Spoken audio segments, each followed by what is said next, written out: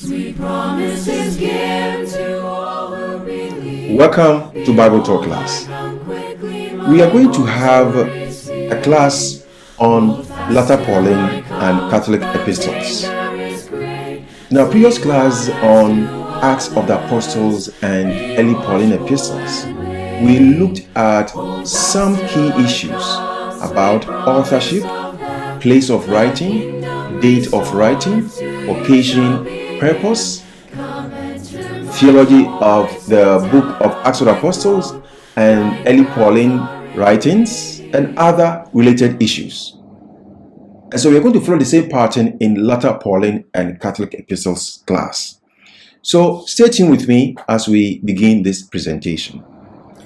We'll be guided by the following: missionary journeys of Paul. We want to trace the journeys of Paul and see if we can link these journeys to the writings of pastoral epistles. So we'll look at pastoral epistles after the missionary journeys of Paul, the book of Hebrews, the epistle of James, the first epistle of Peter, the second epistle of Peter, the epistle of Jude, the epistle of 1st, 2nd, and 3rd John. That will end our class on latter Pauline and Catholic epistles. We need to have some general introduction to the pastoral epistles.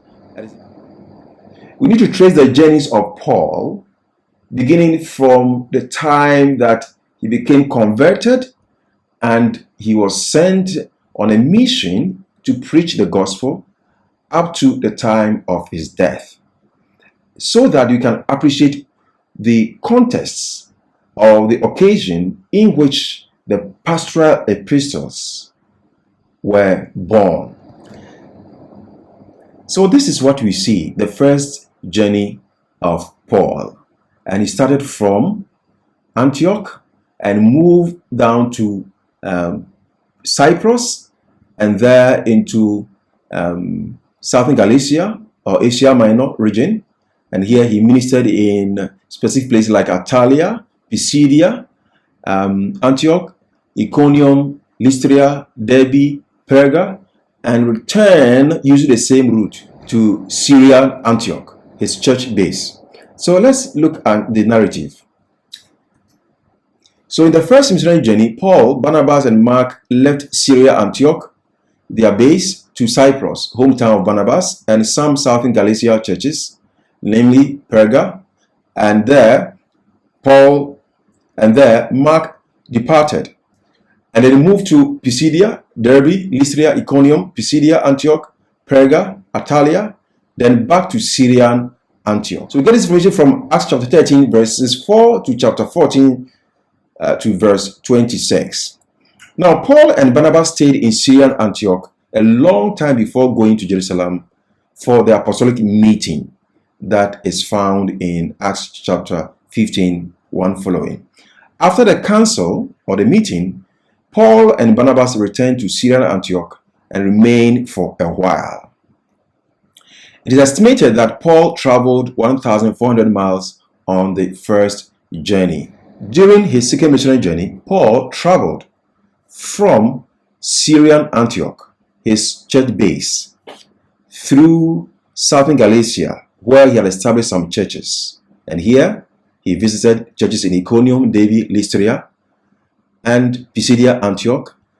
And he planned to go to Asia Minor to preach the gospel, but in a dream he saw someone calling him to come to Macedonia. So he left Asia and moved to Macedonia, and here he ministered in Philippi, Thessalonica, and Berea. He was chased out by the Jews in Thessalonica, and therefore he moved to Berea, and there too the Jews pursued him, and then he ran to Athens in Achaia, the province of Achaia, and there he preached. The preaching was quite successful, but not as he would have wanted. And so he came to Corinth, and there he stayed for 18 months. After that, he planned to go to Jerusalem, and he passed through Asia Minor. To be more specific, Ephesus. And the church wanted him to stay there, and he promised to return because he had plans to go to Jerusalem. He came to Jerusalem by sea, and after observing the rites that he came to Jerusalem to observe, he returned upward to Syrian Antioch, his church base. And so that is the picture we find about Paul's second missionary journey. Let's look at the narrative. In the second missionary journey, Paul with Silas went through Syria and Cilicia, then to Derbe, Lystra. Paul took Timothy, Acts chapter 16 verse 1, and then they moved to Iconium and Pisidian Antioch. They came to Troas and moved to Philippi. They came and spent a few weeks in Thessalonica. They came to Berea and stayed briefly. Paul moved to the province of Achaia, which comprised the cities of Athens, Corinth, Centura, and other cities.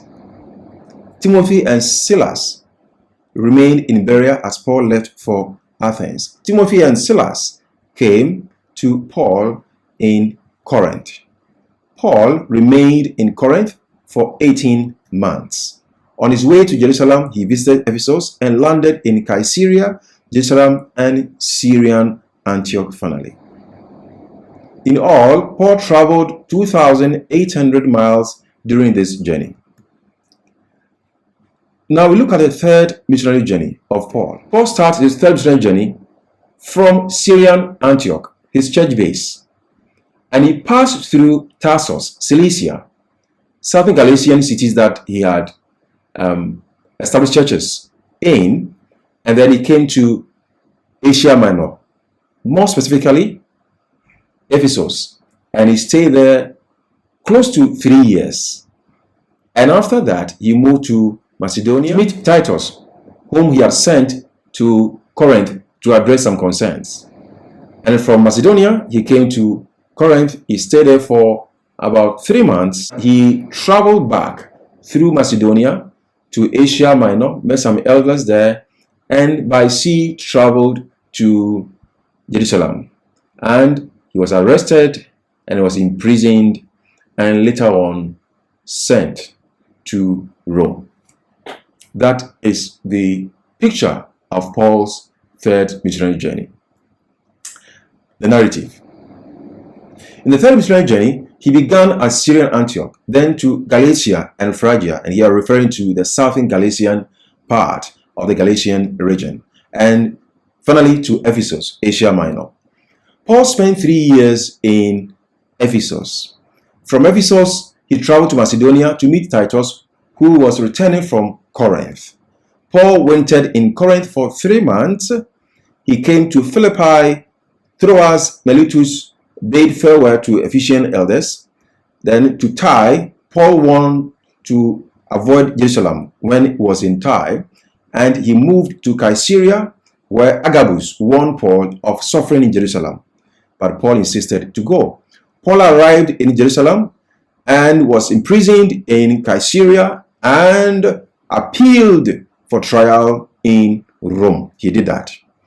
This third missionary journey lasted about 2,700 miles. Now, we call this final journey Paul's fourth missionary journey. It wasn't a missionary journey, technically, but looking at the end results, one can consider this journey to be a missionary journey. And so when Paul was arrested in Jerusalem after his third missionary journey, and Paul was imprisoned in Caesarea for 2 years, and he appealed to Caesar because he was a Roman citizen. So Paul was transported from Caesarea to Rome. The narrative. In the journey to Rome, Paul and the accompanied soldiers traveled to Crete. Paul and other passengers spent 3 winter months on the island of Melita. Paul arrived in Rome and was housed in a rented home with a military guard. Paul invited and preached to the Jews and other people who visited him. Probably he was released from house arrest in Rome after 2 years, according to Acts chapter 28, verses 30 to 31, it appears that Paul was released and that Paul's life was not in danger in any way. There was hope of release, and that's what the book of Acts recounts. And so we can say that Paul was released after the Roman imprisonment. He might have returned to Philippi through Crete in Asia Minor. When you look at the letter written by Paul to the church in Philippi, Paul promised to return to them and to show appreciation for the things that they had done for him. And so on his way back to Philippi, after his release, he passed through the island of Crete, where he and the accompanied soldiers had a problem and had to resolve some issues there. On their way to Rome, Paul and the accompanied soldiers passed through Crete, and Paul saw an opportunity to preach the gospel.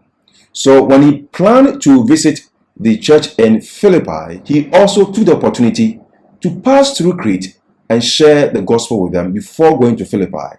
That is a scenario that we have, and that's why we have a letter written to Titus, who was left in Crete to continue what Paul could not finish because he had to rush to Philippi to honor his promise. And so that's a picture we find. And so there's a possibility that Paul was released after his 2-year imprisonment in Rome, and then he went to Philippi via Crete and other places that he mentioned in these pastoral letters that we have mentioned, 1st and 2nd Timothy and Titus. And probably he was arrested and re-imprisoned and martyred in Rome. When you read 2 Timothy chapter 4, verses 6 to 8 and 21, Paul was arrested again and was sent to Rome again, imprisoned again, and there he looked forward to his execution. Meaning that during his first imprisonment in Rome, Paul had hope of release, and that indeed he was released. And then during his second imprisonment in Rome, he knew that he was going to be killed because a date was set for his execution. When you read 2 Timothy chapter 4, verses 6 to 8 and 21, Paul announces his impending death, and that is a picture we find here. One can say that, per the New Testament evidence, 2 Timothy was the last letter that Paul might have written, and that is what we have. In short, the Pastoral Epistles can be situated in these historical accounts, looking at the journeys of Paul. In the next presentation, we're going to look at the Pastoral Epistles, some introductory issues to the Pastoral Epistles. We hope you have enjoyed this presentation and you continue to be with us as we go through the presentations of this class. See you.